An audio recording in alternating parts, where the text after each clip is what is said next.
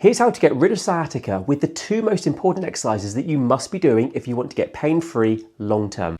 Now, sciatica is not back pain. Back pain is just back pain. Sciatica, though, is pinching of the sciatic nerve in the lowest part of your spine, very often from a disc prolapse, which is sending the pain down the leg. So our goal to get rid of your sciatica, of course, is to take that pressure off the nerve, and more pressure off the nerve means less sciatica. Here's the first exercise to get you pain-free. So our first exercise is flossing. Now, flossing basically is pulling the nerve at the jammed up, pinched area in the lowest part of your spine.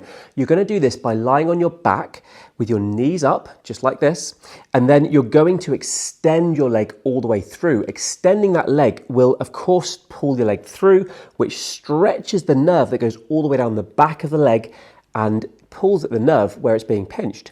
Now, of course, if you think of it like this, if you've got a nerve here and it's being pinched, you can free it up by, of course, taking pressure off like this, but you can also free up by moving that nerve in and out of that pinched area, and that's what we're doing with flossing. So as you can see, you're lying on your back, you're extending your leg all the way through, that's stretching the nerve back, and then you bend your leg, you stretch it through again, bend the leg, do that 30, 40, 50 times regularly, and that will take that pressure off that nerve. What you need to remember is you might get a bit of pain down the leg while you do it, which is fine, as long as it doesn't aggravate it long term. So give it a go. If it feels a little bit tender while you do it with a bit of increased pain down the leg, that's okay. Remember, we're freeing up the nerve, and if it's being pinched, it's going to be a little bit tender to do that. So the exercise you're doing now is going to be tractioning your spine. It's really important to traction through the spine and take pressure off the nerve. If you imagine the disc here being like a little jam donut, if you compress it like this, of course, it's going to increase the pressure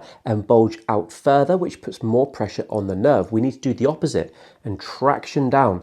So in doing this exercise that I'm showing you now with the elbows on the counter, letting your hips drop, you're tractioning out through here, decompressing your spine, taking pressure off the nerve. If you can do that for a good 30 seconds to a minute and do that 3, 4, 5 times a day, another way to do it is seated with your hands on a chair. Let your hips drop off and let your body weight traction down. Either way, just find a way to traction your spine regularly throughout the day. Combine tractioning with the flossing, and you're really going to start to take pressure off that nerve and get yourself feeling better and moving better.